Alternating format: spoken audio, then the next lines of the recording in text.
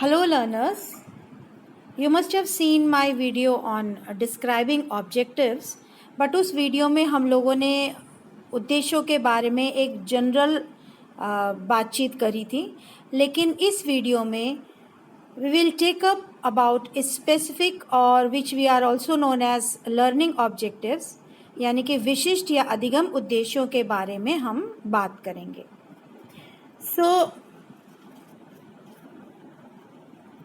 अगर हम विशिष्ट उद्देश्यों की बात करें तो सबसे पहले हम ये जानेंगे कि ऑब्जेक्टिव्स या उद्देश्यों को किस प्रकार से हम विभिन्न कैटेगरीज में या वर्गों में बांट सकते हैं। तो ब्लूम, जिनके बारे में मैंने अपने पिछले वीडियो में डिस्कस करा था, he divided these objectives into 3 categories. उन्होंने 3 वर्गों में इसको विभाजित किया। इन 3 वर्गों को नाम दिया गया कॉग्निटिव, यानी कि जो हमारे मस्तिष्क से जुड़ा हुआ था, इसलिए इसको हम कह सकते हैं संज्ञानात्मक। दूसरा उन्होंने कैटेगरी बताई थी अफेक्टिव डोमेन, जो कि हमारे दिल से संबंधित था, हृदय से संबंधित था, इसको कहा गया भावात्मक क्षेत्र। और तीसरा था साइकोमोटर डोमेन, जो हमारे हाथों से यानी हमारे स्किल से जुड़ा हुआ था, और इसको कहा जाता है मनोक्रियात्मक या कई बार मनोगत्यात्मक क्षेत्र भी कहा जाता है। तो इस प्रकार से ब्लूम ने इसे 3 क्षेत्रों में विभाजित किया। और चूंकि आप देख रहे हैं कि कॉग्निटिव हमारे मस्तिष्क से, अफेक्टिव हमारे हृदय से, और साइकोमोटर जो हमारे हस्त से यानी कि हाथों से जुड़ा हुआ है, तो इसको कई बार 3H के नाम से भी जाना जाता है, हेड, हार्ट एंड हैंड। तो अगर हम मोटे तौर पे बात करें तो सबसे पहले हम जानेंगे कॉग्निटिव ऑब्जेक्टिव, यानी कि संज्ञानात्मक उद्देश्य। हमारे जितने भी उद्देश्य होंगे लर्नर्स, ये सारे उद्देश्य हम इन 3 वर्गों में विभाजित करके ही लिखेंगे। और देखिए, किसी भी शिक्षण क्षेत्र में इन तीनों क्षेत्रों को कवर करना बहुत ज़रूरी है, तभी हमारा शिक्षण जो है वो सक्सेसफुल माना जाता है। अगर इनमें से एक भी डोमेन हम छोड़ देते हैं तो कहीं ना कहीं अपूर्ण रह जाती है हमारी एजुकेशन। तो हमें बच्चों के अंदर मस्तिष्क को भी एक्टिवेट करना है, हृदय से भी जुड़ना है, और अपने हाथों से या अपनी क्रिया द्वारा उस कार्य को करना भी है। तो इन तीनों चीज़ों का डेवलपमेंट बच्चों में करने के लिए हमें उद्देश्य इन तीनों क्षेत्रों के लिखने पड़ेंगे। So mind it, whenever you write objectives, or we can say specific or learning objectives, you must take care that you write objectives pertaining to all these 3 domains, that is cognitive, affective and psychomotor domain. So what is cognitive? It refers to the aspect of knowledge, यानी कि ज्ञान से संबंधित है, जो एक बच्चा, जो एक स्टूडेंट क्लासरूम शिक्षण के दौरान पाता है। It emphasises on intellectual abilities, यानी कि जो हमारे मस्तिष्क से संबंधित है, जो हमारे बौद्धिक क्षमता से संबंधित है, बौद्धिक कौशल से संबंधित है, उन उद्देश्यों का निर्माण हम इसके अंतर्गत करते हैं। तो जो भी हमारे माइंड से रिलेटेड बातें होंगी वो हम कॉग्निटिव या संज्ञानात्मक उद्देश्यों में लिखेंगे। दूसरा हमारा है अफेक्टिव या भावात्मक उद्देश्य। इसमें हम लोग, आप ये समझिए कि इसमें जैसे सराहना, किसी चीज़ की समालोचना करना, किसी के लिए आदर सत्कार, किसी के लिए प्रेम, आदर भावना, ये सारी जो भावनाएं हैं जो दिल से उत्पन्न होती हैं, फीलिंग्स, ये फीलिंग से रिलेटेड है। तो it refers to the aspect of appreciation for the content. तो जैसे कॉग्निटिव की अगर हम बात करें, अगर हम एक फ्लावर या फूल की बात करें, तो फूल किस प्रजाति का है, किस कलर का है, किस शेप का है, कितनी पंखुड़ियाँ हैं, ये सारी चीज़ें हम उसमें बात करते हैं। लेकिन जब हम अफेक्टिव या भावात्मक की बात करते हैं तो हम बात करते हैं कितना खूबसूरत है, कितना रंगीन है, कितना खुशबूदार है। तो एप्रिसिएशन आता है इसमें, ये हृदय से जुड़ा हुआ है, हार्ट से जुड़ा हुआ है। So it relates to interest, attitude and values, अर्थात ये हमारे रुचि से, हमारी अभिवृत्ति से, हमारे मूल्यों से जुड़ा हुआ एक क्षेत्र है। और तीसरा हमारा आता है साइकोमोटर, यानी कि मनोगत्यात्मक कौशल। ये हमारे मोटर स्किल से संबंधित है, यानी कि गत्यात्मक कौशल। मोटर का मतलब होता है, आप लोग पानी की मोटर वगैरह चलाते हैं ना, तो जब बिजली इसे ऑन करते हैं तो मोटर चलने लगती है। हमारे शरीर के मोटर क्या है? हमारे हाथ पैर, किस तरह से हम उनको मूव करते हैं, कैसे हम वो कार्य करते हैं, वो सारे हमारी मोटर स्किल या गतात्मक कौशल के अंतर्गत आती हैं। तो अर्थात इसमें फिजिकल एक्टिविटी स्किल्स यानी कि जो शारीरिक क्रियात्मक कौशल हैं वो उससे संबंधित है। तो इसमें क्या क्या चीज़ें आती हैं? इसमें लिखना है, चित्र बनाना है, चित्रांकन करना है, कोई गतिविधि करना है, कोई क्रिया करनी है, कोई एक्सपेरिमेंट करना है यानी कि प्रयोग करना है। ये सारी चीज़ें आपकी साइकोमोटर या मनोगत्यात्मक कौशल में आती हैं। तो अब अगर हम इन तीनों कैटेगरी की बात करें तो ब्लूम ने बहुत ज़्यादा जो है वो कॉग्निटिव यानी कि संज्ञानात्मक पक्ष में कार्य किया, और जो बाकी पक्ष हैं, जो बाकी डोमेन है, उनमें उन्होंने कुछ अन्य लोगों के साथ कार्य किया और उसको डेवलप किया। तो इन तीनों कैटेगरीज को अगर हम देखें तो जो कॉग्निटिव डोमेन है वो बीएस ब्लूम ने 1956 में दी थी, और वहीं जो अफेक्टिव डोमेन है इसे ब्लूम तथा क्रथवॉल ने 1964 में हमारे सामने प्रस्तुत की थी, और जो आखिरी है साइकोमोटर डोमेन वो सिम्पसन ने 1969 यानी कि 1969 में दी थी। तो आप देख सकते हैं कि अन्य शिक्षाविदों का भी इसमें योगदान रहा है, और यूजुअली हमने ये पाया है, ये देखा है, और या हमारे शिक्षा स्तर की अगर हम बात करें या हमारे प्रेजेंट एजुकेशन सिस्टम की बात करें तो कॉग्निटिव डोमेन बहुत ज़्यादा बल दिया जाता है, यानी कि दिमागी तौर पे बच्चों को ज्ञान दिया जाता है, बच्चों को समझ दी जाती है, मतलब हर चीज़ जो है जो पढ़ाई जाती है वो कहीं ना कहीं मस्तिष्क से संबंधित होती है, माइंड रिलेटेड होती है, इंटेलेक्ट रिलेटेड होती है। सो बहुत कम ऐसा होता है कि टीचर्स ध्यान देते हैं कि क्या बच्चे को इंटरेस्ट आ रहा है नहीं आ रहा है, क्या बच्चे को उस विषय में रुचि है या नहीं है, क्या मैं इस तरह से पढ़ा रही हूँ कि बच्चे को इंटरेस्ट जगा पा रही हूँ। तो अफेक्टिव डोमेन भी कहीं ना कहीं बैक सीट लेके रहता है हमारे एजुकेशन सिस्टम में। और साइकोमोटर में अगर हम साइंस के हैं तो थोड़ा बहुत डायग्राम या लेबोरेटरी का वर्क हो जाता है, अदरवाइज कुछ जो आर्ट्स के सब्जेक्ट होते हैं उसमें साइकोमोटर डोमेन को तो बिल्कुल ही इग्नोर किया जाता है। तो ऐसा नहीं होना चाहिए। पूर्ण शिक्षण तभी होता है जब ये तीनों क्षेत्रों को हम बराबर की हिस्सेदारी दें। अब हम आते हैं हमारे टैक्सोनॉमी ऑफ टीचिंग ऑब्जेक्टिव्स, यानी कि जो हमारे शिक्षण के उद्देश्य हैं उनका जो वर्गीकरण किया गया, मुख्य 3 क्षेत्रों में वर्गीकरण किया गया जिसके बारे में हमने अभी बात करी। कॉग्निटिव, अफेक्टिव, साइकोमोटर अर्थात संज्ञानात्मक, भावात्मक व मनोगत्यात्मक। लेकिन जैसे कि ब्लूम ने कॉग्निटिव पे कार्य किया था तो ब्लूम ने कॉग्निटिव को भी 6 अन्य उपवर्गों में विभाजित किया है। अब अगर हम देखें कि कॉग्निटिव में क्या उपवर्ग उन्होंने बताए हैं ब्लूम ने, तो आप जैसे देख सकते हैं इसमें सबसे पहले दिया है नॉलेज यानी कि ज्ञानात्मक, फिर आपका है अंडरस्टैंडिंग या इसको कॉम्प्रिहेंशन भी कई जगह दिया रहता है, इसको बोधात्मक कहते हैं, फिर आपका एप्लीकेशन है यानी कि अनुप्रयोगात्मक या ज्ञान उपयोग, चौथा आपका है एनालिसिस यानी कि विश्लेषण, फिर है आपका सिंथेसिस यानी कि संश्लेषण, और आखिरी में आपका है इवैल्यूएशन यानी कि मूल्यांकन। तो इस प्रकार ने ब्लूम ने ये वर्गीकृत किया अपने कॉग्निटिव डोमेन को। और आपको मैं ये बता दूं कि जो सबसे निचले स्तर पर आता है वो आपका नॉलेज है, और उसके बाद धीरे धीरे ये आरोही क्रम में ऊपर की ओर बढ़ता है, यानी कि जो टॉप मोस्ट लेवल पे उच्च स्तर का है वो है मूल्यांकन। उसके बाद हमारा आता है भावात्मक उद्देश्य, अफेक्टिव, जिसमें सबसे पहला है रिसीविंग यानी कि आग्रहण, इसके बारे में आगे हम बात करेंगे। फिर है रिस्पॉन्डिंग यानी कि अनुक्रिया करना, फिर है वैल्यूइंग यानी कि अनुमूल्यन, फिर है आपका कंसेप्चुअलाइजेशन, इसका अर्थ है प्रत्ययीकरण करना यानी कि प्रत्यय तैयार करना। उसके बाद नेक्स्ट हमारा है ऑर्गेनाइजेशन यानी कि व्यवस्थापन या संगठन, फिर हमारा है कैरेक्टराइजेशन यानी कि चरित्र निर्माण या चारित्रीकरण, और आखिर में हमारा आता है साइकोमोटर यानी कि मनोगत्यात्मक, इसमें सबसे पहले आप देख रहे होंगे है इम्पल्शन यानी कि उद्दीपन, फिर है मैनिपुलेशन यानी कि कार्य करना, फिर है कंट्रोल यानी कि नियंत्रण, फिर कोऑर्डिनेशन यानी कि समन्वयन, फिर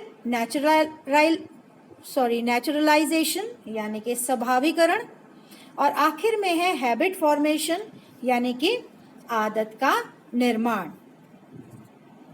तो अगर हम बात करें कि ये अलग अलग सब इनका क्या अर्थ है, इन उपवर्गों का क्या अर्थ है, काफ़ी हद तक आपको इस टेबल से समझ में आ गया होगा, लेकिन अब हम लोग एक एक करके समझने की कोशिश करेंगे।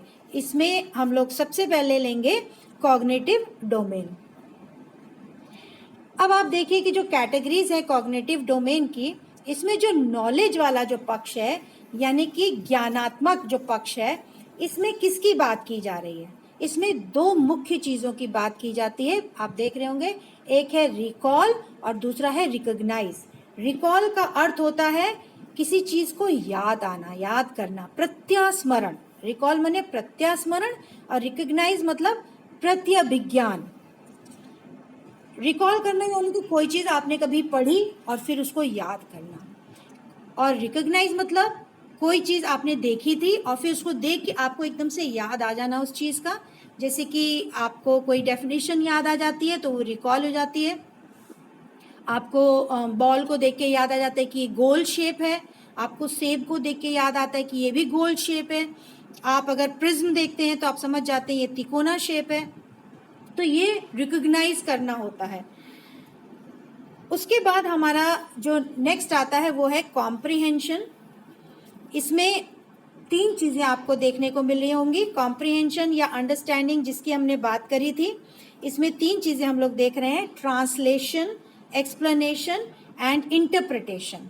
ट्रांसलेशन का अर्थ होता है अनुवाद करना, इंटरप्रिटेशन का व्याख्या करना, और एक्सट्रापोलेशन का मतलब होता है उल्लेख करना। तो अगर आप इसको समझने की कोशिश करें तो हम जब अंडरस्टैंड, ये कॉम्प्रिहेंशन का मतलब होता है जब हम कोई चीज़ को या तो याद करते हैं, जैसे डेफिनेशंस हैं, याद कर दी और बता दी लेकिन उसका अर्थ नहीं समझ में आया। जब हमको उसका अर्थ समझ में आता है और हम उसको अपने हिसाब से अपने दिमाग में बिठा लेते हैं, और बिठाने के बाद हमें जब ज़रूरत पड़े उसको हम अपने शब्दों में अपने तरीके से प्रस्तुत कर पाते हैं, तब हम समझिए उसको, उस प्रत्यय का, उस कंटेंट का, उस विषय वस्तु का हमें संज्ञान हुआ है, उसका बोध हो गया है, हमें वो चीज़ समझ में आ गई है। अगला हमारा आता है एप्लीकेशन यानी कि ज्ञान उपयोग या अनुप्रयोगात्मक। अगर हम बात करें, इसमें सबसे पहले दिया हुआ है जनरलाइजेशन यानी कि सामान्यीकरण करना, फिर दिया है डायग्नोसिस यानी कि निदान करना, और तीसरा दिया है यूटिलाइज इन न्यू सिचुएशन या एप्लीकेशन या प्रयोग करना, अनुप्रयोग करना उसका। तो जब हम देखिए, सबसे पहले नॉलेज यानी कि हमें किसी चीज़ का ज्ञान मिला, फिर कॉम्प्रिहेंशन यानी कि हमें कोई चीज़, वो जो ज्ञान मिला उसको हमने समझा, समझने के बाद हम उस चीज़ को जब किसी दूसरी परिस्थिति में उसका उपयोग करते हैं तो उसको कहते हैं एप्लीकेशन। जैसे फॉर एग्जांपल सिंपल सी बात ले लीजिए, जैसे कि मुझे किसी ने बताया कि जोड़ क्या होता है या घटाना क्या होता है, मुझे समझ में आ गया जोड़ क्या होता है, घटाना क्या होता है, मैं उसको समझ गई कि कैसे जोड़ करते हैं, कैसे घटाते हैं। और जब यही जोड़ घटाओ जब मैं एप्लीकेशन यानी कि गुणा करती हूँ दो से ज़्यादा डिजिट का, तो वहाँ पे भी जोड़ किया जाता है। जब मैं डिवाइड करती हूँ, भाग करती हूँ, तो वहाँ पे माइनस किया जाता है। तो इस तरह से हम कई समीकरण करते हैं जहाँ पे हमको जोड़, घटा, गुणा, भाग, इन सब की ज़रूरत पड़ती है। तो ये एप्लीकेशन हो गया, यानी कि जो ज्ञान मुझे मिला, वो ज्ञान जो मुझे समझ में आया, उसका मैंने प्रयोग किया, तो ये एप्लीकेशन हो गया। अगला आप देख रहे हैं एनालिसिस यानी कि विश्लेषण। विश्लेषण ज़्यादातर हम उन चीज़ों की करते हैं जो होल यानी कि पूर्ण रूप से हमारे सामने आते हैं, और हम उसको खंडित करके, टुकड़ों टुकड़ों में करके उसको समझने की कोशिश करते हैं। तो यहाँ पे हम एनालिसिस करते हैं एलिमेंट्स की यानी कि तत्वों का विश्लेषण, फिर हम रिलेशंस का यानी कि संबंधों का विश्लेषण, और तीसरा हमारा है नियमों का विश्लेषण यानी कि प्रिंसिपल्स, जनरलाइजेशन या थ्योरम्स या सिद्धांत, इन सब का जब हम विश्लेषण करते हैं। कोई भी आप थ्योरी ले लीजिए, जैसे कि किसी भी क्रिया की प्रतिक्रिया होती है, action is equal to reaction. ये आपके सामने एक मैंने जनरलाइजेशन रखा। अब हम इसको एनालाइज करेंगे कि इसका मतलब क्या होता है, एक्शन क्या होता है, क्रिया क्या होती है। जब हमने वो समझा, उसकी प्रतिक्रिया क्या होती है वो समझा, तो किस तरह से हमने जानेंगे कि क्रिया बराबर हमेशा प्रतिक्रिया होती है। उसको जब हम एक एक पॉइंट करके लेंगे तो इसको हम एनालिसिस करते हैं। या जैसे मान लीजिए वायु है, तो वायु में कई सारी गैसेस होती हैं, तो वायु एक प्रत्यय है जो हमारे सामने है, एक कॉन्सेप्ट है। जब हम ये देखते हैं कि उसमें ऑक्सीजन जो गैस होती है वो 21% होती है, 21%। जब हम जानते हैं कि उसमें नाइट्रोजन जो होती है वो 70% होती है। इस तरह से जब हम अलग अलग एनालाइज करते हैं तो उसमें जितने भी कंपोनेंट होते हैं, जितने भी तत्व होते हैं, हम एक एक को उठाकर उनको एनालाइज करते हैं, उनका विश्लेषण करते हैं। नेक्स्ट हमारा आता है सिंथेसिस, यानी कि संश्लेषण। संश्लेषण का अर्थ बिल्कुल एनालिसिस का उल्टा है, ऑपोजिट ऑफ एनालिसिस। सिंथेसिस में छोटे छोटे खंडों को मिलाकर एक पूर्ण रूप दिया जाता है। तो small elements are put together to form a new whole thing.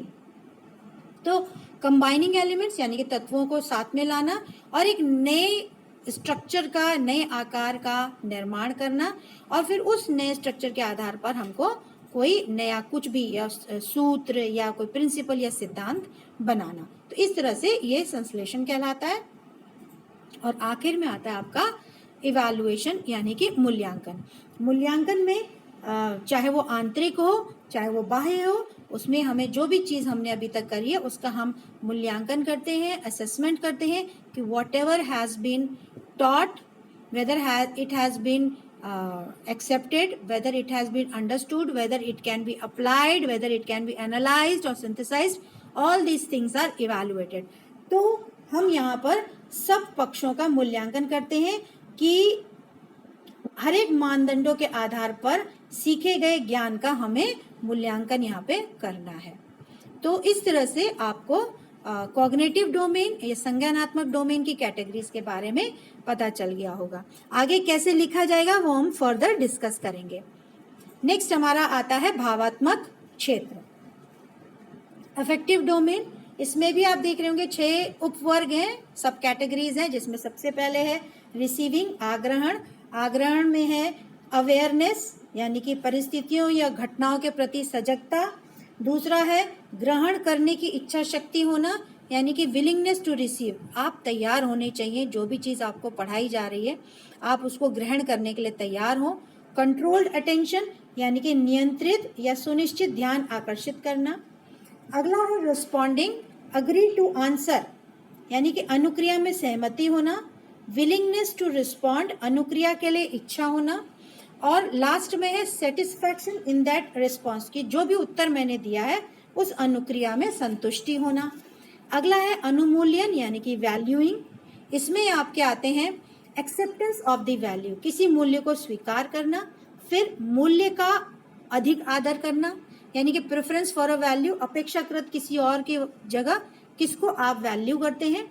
और तीसरा है कमिटमेंट टू अ वैल्यू, किसी मूल्यों के प्रति प्रतिबद्धता। अगला आपका आता है कंसेप्चुलाइजेशन या प्रत्ययीकरण करना यानी कि कॉन्सेप्ट बनाना, प्रत्यय का निर्माण करना। यहाँ पे हम क्या करते हैं, जो जितने भी अनुमूल्यन हमारे, जितने भी वैल्यूज हमारे मूल्य हैं, उन सबको हम साथ में लाते हैं और हम एक प्रत्यय का निर्माण करते हैं। और अगला हमारा आता है ऑर्गेनाइजेशन यानी कि व्यवस्थापन या संगठन। इसमें हम जितने भी हमने वैल्यूज हैं, जितने भी मूल्य हैं, उनको हम आपस में लाके एक प्रत्यय बनाते हैं।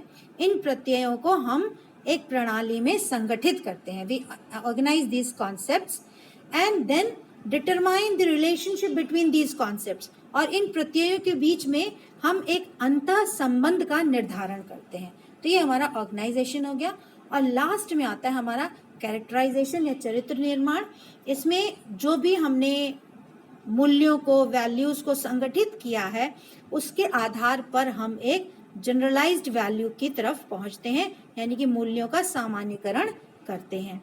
और यही मूल्य हमें अपना कैरेक्टर या हमारे चरित्र का निर्माण करने में सहायता प्रदान करते हैं। तो अगेन वही बात हो गई कि जो रिसीविंग है वो सबसे लोएस्ट लेवल है, निम्न स्तर का, और आपका जो हैबिट फॉर्मेशन है वो हाईएस्ट लेवल का आपका अफेक्टिव डोमेन है, यानी कि जहाँ पे आपका कैरेक्टराइजेशन हो जाता है, जहाँ पे आपका चरित्र का निर्माण हो जाता है, वो हाईएस्ट लेवल का आपका डोमेन का सब कैटेगरी हो जाती है। तो अगर आप अफेक्टिव डोमेन देखें, अगर आप पिछला कॉग्निटिव डोमेन देखें, वो सारे के सारे मस्तिष्क से संबंधित थे, चाहे ज्ञान हो, चाहे बोध हो, प्रयोग हो, एनालाइज करना हो, सिंथेसाइज करना हो, मूल्यांकन करना हो, सब दिमाग से संबंधित। अफेक्टिव सारे हृदय से, यानी कि ग्रहण करने के लिए तैयार, अनुक्रिया करने के लिए तैयार, मन से तैयार, विलिंगनेस हो, तत्परता हो, और मूल्यों को लेने के लिए तैयार, एक्सेप्ट करने के लिए तैयार, स्वीकार करने के लिए तैयार, हर चीज़ हमारे हृदय से जुड़ी हुई है यहाँ पर। नेक्स्ट हमारा जो आखिरी में तीसरा डोमेन आता है वो है साइकोमोटर या मनोगत्यात्मक। साइको यानी कि मानसिक, मोटर यानी कि स्किल, कौशल, यानी कि जो भी चीज़ हमें समझ में आई है और हम खुशी से करना चाह रहे हैं उसको हम फिर मोटर स्किल द्वारा यानी कि गत्यात्मक कौशल द्वारा दर्शाएंगे। इसमें सबसे पहले अगर आप देखें तो पहला है उद्दीपन यानी कि इम्पल्शन, फिर है कार्य करना यानी कि मैनिपुलेशन। तो उद्दीपन में अगर आप देखें तो यहाँ पे एक उद्दीपन यानी कि स्टिमुलस दिया जाता है।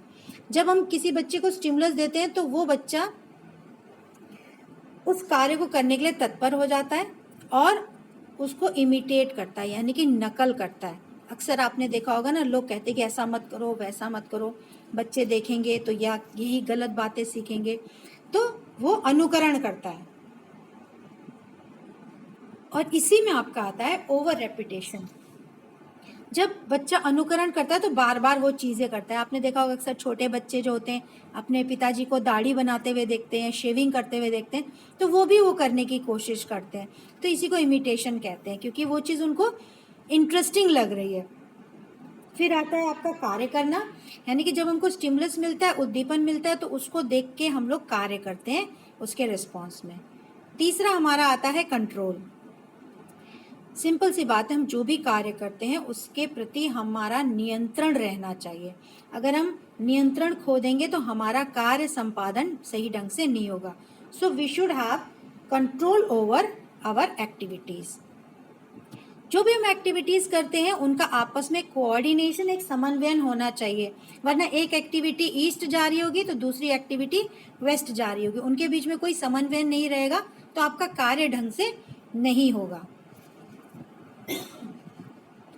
फॉर एग्जाम्पल आपने देखा होगा कि अगर आप कोई चित्र बना रहे हैं तो ऑब्वियस सी बात है कि आप आँखों की जगह कान नहीं बना सकते, कान की जगह आँख नहीं बना सकते। तो एक्टिविटी तो चल रही है कि आप कान भी बना रहे हैं, आप आँख भी बना रहे हैं, बट उनको प्रॉपर प्लेस में कोऑर्डिनेट करना ज़रूरी है।